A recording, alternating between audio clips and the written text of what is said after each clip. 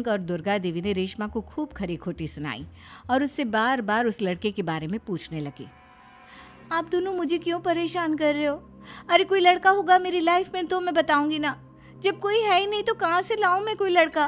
तो तेरे होने वाले ससुराल वालों को फोन किसने किया था?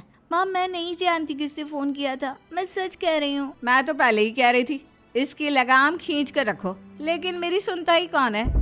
आप चुप रहिए भाभी, ये सब आपका ही किया धरा है।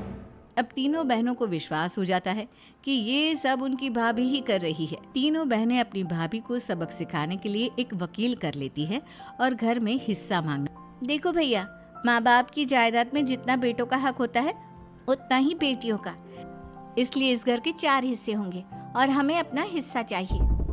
मैंने तुम्हारे लिए क्या क्या नहीं किया और तुम इस घर में हिस्सा मांग रही हो? भैया, आप और माँ हम बहनों की कोई बात नहीं सुनते हो और भाभी हमारी शादी नहीं होने देगी क्योंकि उन्हें लगता है कि आप हमारी शादी में ज्यादा पैसा लगाओगे और उन्हें हम जैसी फ्री की नौकरानी कहाँ मिलेगी। तो हम भाभी के साथ तो रह नहीं सकते, हम बहनों को अपना हिस्सा चाहिए।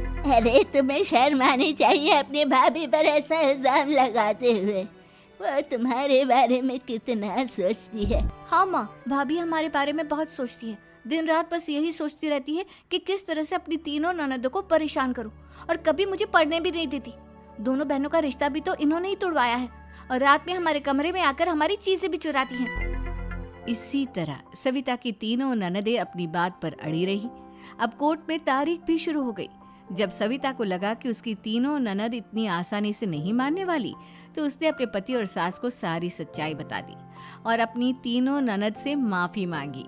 मयंक और दुर्गा को भी अपनी गलती का एहसास हो गया। अब सविता खुद करिश्मा और रेशमा के लिए अच्छा रिश्ता ढूंढती है और उनकी शादी करवाती है।